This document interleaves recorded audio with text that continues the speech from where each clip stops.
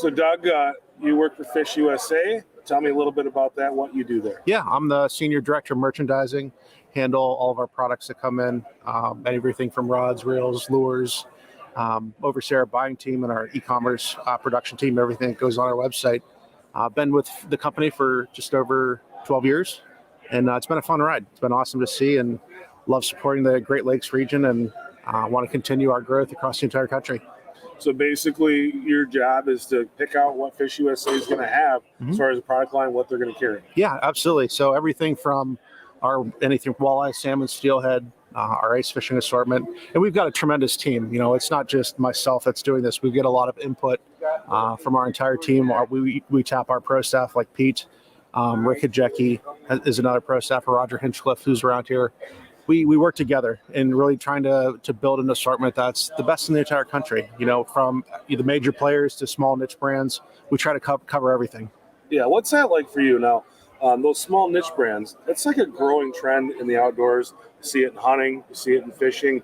How do you find those little small regional brands that just have that real rabid following and pick those and go, this would be a good brand to bring to Fish USA? Yeah, I think a lot of it, with the power of social media now, you have the ability to get access to a lot of those brands very quickly. And, whether they're doing a social media post or a sponsored post, there's a lot of ways that we can find out about it. But I would say that's the number one way that we find out about new products. It's really not people coming to us necessarily. We're always looking.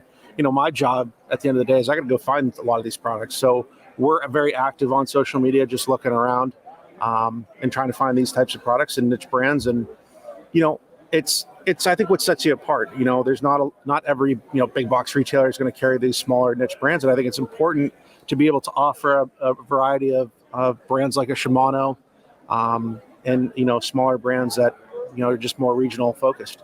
So we're talking about buying stuff right now, at least from your standpoint, what you're going to bring in to offer to customers. But how about selling? I mean, you and I were talking earlier today. We had a little meeting. We were talking about just different markets that are growing, places where you're seeing, start seeing more and more orders come from. Where are kind of the up and coming fishing, I guess, regions and areas that you guys see? Yeah, no, I think, COVID has been really a wild ride, and everything we saw from COVID and really the challenges of getting product, it really didn't matter what you had, it was a matter of what you could get.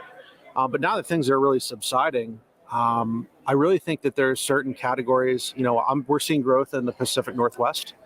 We've partnered with a group of influencers called Addicted Fishing, and we're seeing tremendous amount of growth. And it's really cool to see because what the Great Lakes is very different than the West Coast and the products that they use. I'll use Pro Troll as an example. The colors that we use here in the Great Lakes on Lake Ontario, Lake Michigan are very, very different than what you're going to see in Washington or Oregon. So it's really cool to see the different types of products and the different applications.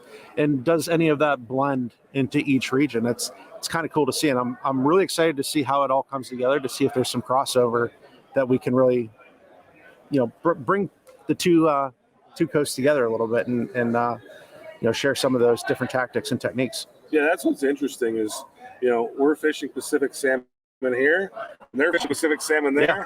But the way that we fish them very different. Are very different. Yeah, absolutely. And I think it's just so cool to see. One thing that I see out there is a lot of people use single, a Siwash hook.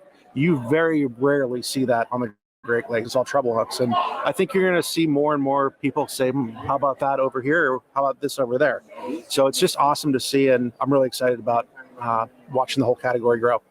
Is that something you think that's because of social media? You think a guy that maybe is going to go out and fish on Lake Ontario and he pops on YouTube and says, like, how to catch more salmon, and all of a sudden he's watching a guy that's fishing in Washington State and goes, oh, that's kind of an interesting idea. And then those things kind of meld together. I mean, is that how this is happening? I think the power of YouTube, Facebook, Instagram is you have everything is at your fingertips. It's a one click away. To be able to get access to all these different, you can learn so much in such a short amount of time. And I think we didn't have that. Social media didn't exist until I was in college, and that was 15 years ago. I think to hit your question, I guess, is, years ago, everybody went to sports shows because you couldn't go to Facebook or YouTube to see instructional videos or to see the products guys wanted to show you how they caught the fish, what they caught them on. Talk about taxes. So, seminars were like a lot more popular back then. People would travel long distance to sit through these shows. Now, going back to the point about social media and the tools, I could sit my butt at home and flip on the YouTube channel and see how West guys troll for salmon, what they're using, the color schemes, how far they're putting them back, on the water stuff. Like it's like I'm sitting in a seminar anymore. So a lot of that, west to east knowledge, and it's probably east to west somewhat too, is going backwards. But man, it's sure shortened the curve for a lot of people. And it's in your living room now. Before, you really had to travel, read a magazine, or basically travel to sports shows to get this information. So it's changed a lot.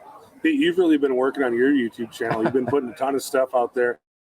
What do you see when you look at your analytics? Where are people watching this stuff? I'm sure a lot of it is from Great Lakes, but outside of the Great Lakes region, where are you seeing those viewers coming from? I can't answer that. I don't really pay any attention to it. I just throw my YouTube videos on there and send it. I don't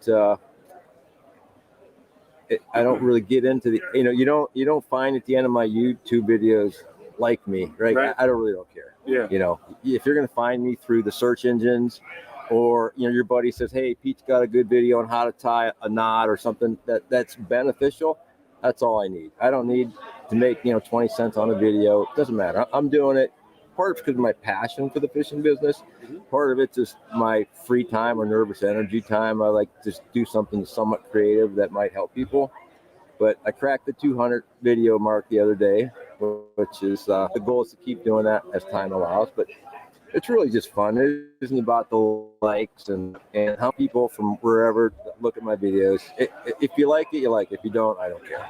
Well, I see you brought a product with you. You guys have some new stuff this year. You got a new trolling rod. So tell us about that. No, we're super excited about our new line of rods. It's called Fish USA Flagship.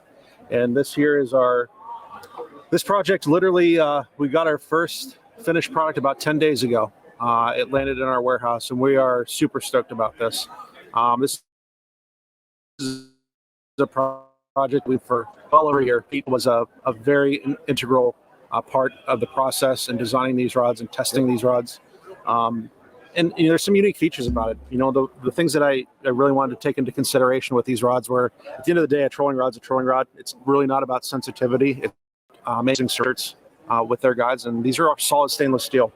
And that's really the biggest difference, and that really the differentiator is all of our trolling rods moving forward that come out of this line are going to be stainless steel, with the exception of a wire line series that is going to have a ceramic insert, and it's made out of zirconium. And the reason for that is 7-strand wire will cut through a stainless steel guide over time. It will groove. We found out the hard way last year in testing these, and we moved to a different guide, and they held up terrific. And so we're super excited about that. They do come with a twilly tip already installed on them. That's another differentiating factor. But this is just step one in the journey. And I really have a new appreciation for folks that go through product development and the whole testing.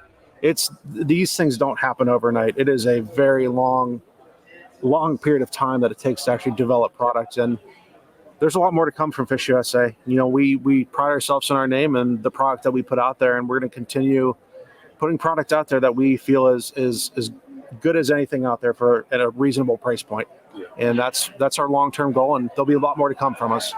Yeah, so you got these rods this year. You showed them to me when you were over there.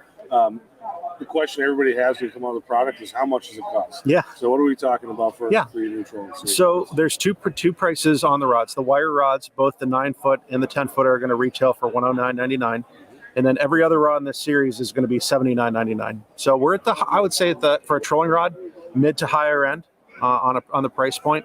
But I'm very confident and I'm very happy with this rod. I think it's a tremendous value, and I will stand by my word on that one. And I'll second that. I had the privilege of going through the steps of helping field test them, and trying to narrow this down to the diameter maybe, or the guides, maybe to tweak the guides, the handles, things like that. And they put together a really nice, Doug did a great job designing it. He put his heart and soul into this whole thing. He took personal ownership of it to make sure it came out right. And I think they put a really nice series of rods together for the Great Lakes Troller or West Coast Troller, whatever, but just a really nice, and I think that they're very competitively priced and they're an attractive rod. So I think they did a great job with them. What else do you guys have that's maybe a new thing, maybe not something that you guys develop, but what else are, if someone's going on Fish USA and they're thinking about getting ready for the season, what's something new that you guys brought in this year that you're excited about carrying? Yeah, I mean, I think from existing manufacturers that we work with, we're going to continue to bring in custom and unique products from Dreamweaver. If you stop over at our booth, we've got custom moonshine spoons, custom Dreamweaver spoons. I'm really excited about our new planer board line. Actually, planer boards that we're building. Pete is actually helping us build these planer boards. They're unique. They're different. I don't think there's a whole lot out there like them today. So we do have them over at the booth, but there's going to be a lot more to come. And I'm super excited about some of the projects that we're currently working on. And it's a process. I'd love to be able to push things a lot faster, but you just got to make sure it's right. Yeah. That's one thing that I'm trying to stay focused on, is just make sure we get it right the first time, so we don't have problems on the back end.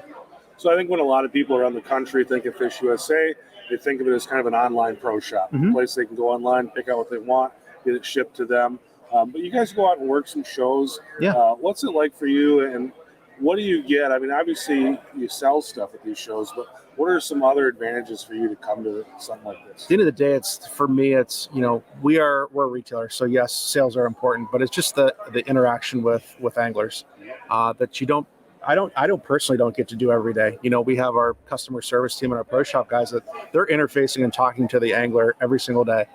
This is my opportunity as a purchaser to talk to the actual fishermen and what they want. I've heard people come over and talk about the rods and they love the rods, but do you have this? 3 people come and say, wow, I didn't think about that. Maybe we should add this product to our line. And that's where you just get a lot of valuable information from the anglers. At the end of the day, they speak, and we need to listen to them.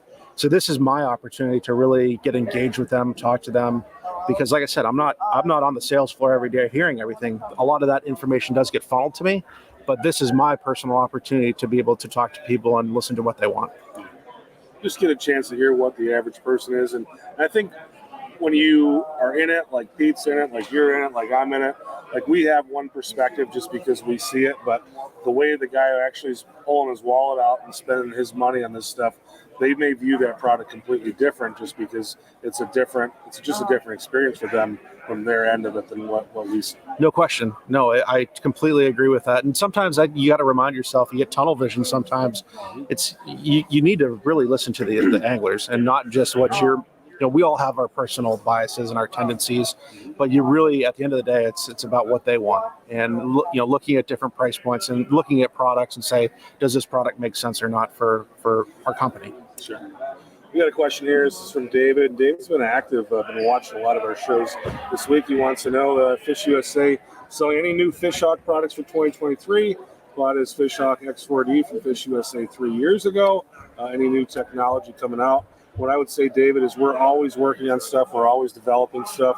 We've been developing stuff for years. It just comes down to what that timing is like. And we just, at this point right now, we're not sure when new things are coming out, but we're always working on stuff. So happy that you're happy with the product you got right now, and hope that works for you for quite a while. And at some point, we will have new stuff. Absolutely. But right now, we don't know when that's going to be. Yeah. Obviously, with COVID and everything that's been happening in the supply chain, it's thrown a lot of plans, and there's always new stuff that we're working on and new stuff we're thinking about, and it just comes down to finding the right time where we can bring the parts in to make it, and the right time to when it makes sense for the market as well. Yeah, I mean, I think even across the board with all the vendors that we work with, from the Shimanos, the Daiwas, the Fish Hawks, whoever, there's a lot of really cool product that's in the works across the board. Can't share everything that we do know, but it's exciting, and it really, for every angler, there's so much stuff that's being worked on right now that will be coming to market, and it's fun to be a part of, and it's really exciting. Yeah, so it's just kind of finding that sweet spot where it works for everybody. Tell us a little bit about just what that day-to-day is like at Fish USA. I mean, you're a big company. You're a company that you guys ship all over the world, lots of different types of fishing and angling enthusiasts that do business with you guys. What does that mail day look like? Yeah. No, so, my day is, it's all over the board. I spend a lot of time with people. There's a lot of human involvement. It's not just about the products. It's a lot of it's about employees and working with. At the end of the day, we're still a company, so you got to work with people. It's not just about working on products or the new thing on the website. There's a lot of components to that. But I would say my time on a normal day is very, very divided up into certain areas. Part of the day is I'll buy product for our company. I have a handful of lines. Part of my day is actually spent in meetings and just talking about plans, where we're going in the future, how do we want to continue to grow, how we want to expand our physical footprint in our pro shop, what are the things that we can do, how can we better employee engagement, the whole 9 yards. It's not just about buying products and what you see online. It's a real company. And what I would say about Fish US is we are in the tackle industry, we're above average in the terms of the size and the number of employees that we have. But at the end of the day, we're pretty small. We have a very small family environment, and we try to take care of each other. That's in our pro staff. People like Pete, they're an extension of our family, and we want to continue to grow and have people be part of it. I think it's really cool that Fish USA was started in a garage by our owner. It was started from nothing, from scratch, 23 years ago. And, I don't know that a lot of people know that. There was a lot of heart and soul that was poured into that to get to where we are today.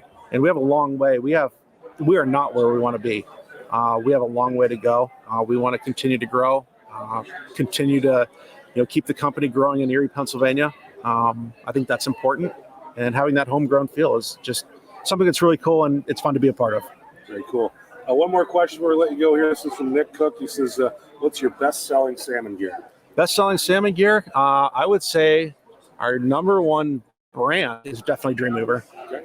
Moonshine is up there. It's Michigan Stinger. But I would say Dreamweaver is I wouldn't say it's by far, but it's definitely the biggest in terms on the Great Lakes, from flashers to spoons, the whole 9 yards. They're a really great company.